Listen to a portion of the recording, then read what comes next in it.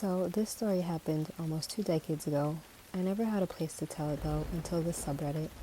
Despite this makes up one of my core memories from childhood because of how creepy it was when I was younger. It was around 2008. Me, my mom, my dad, and my brother were on a bus to go to a very popular and well known mall when I was around the age of 4.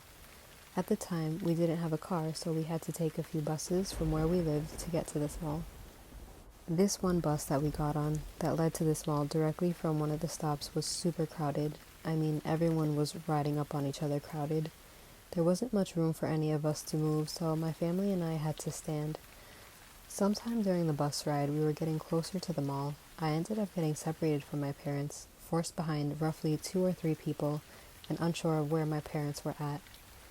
We were near the back by the rear doors. I was standing just a foot or two away from the stairs, which led to an elevated area of the bus, and beside me was this old dude, who was sitting in the seat next to me. Something that my parents taught me when I was a kid was that whenever the bus was moving, you were to always hold on to the rails so you wouldn't get knocked around or go flying off. Due to my position on the bus, there was only a singular rail that I could hold on to, the one right in front of this guy's seat. Because of what I was taught, I naturally held on to it so I wouldn't bump into the people in front of me. This old guy, in response, grabs onto my hand firmly, holding my hand against the rail so I couldn't let go or get away.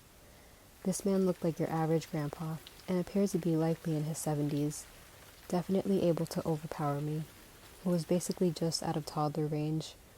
The facial expression this man made is forever engraved into my mind. I can never unsee it.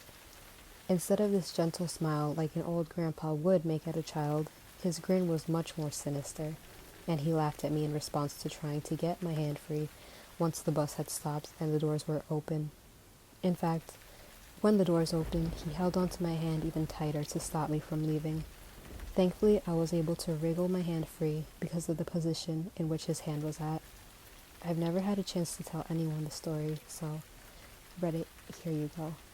Old guy, let's not meet again.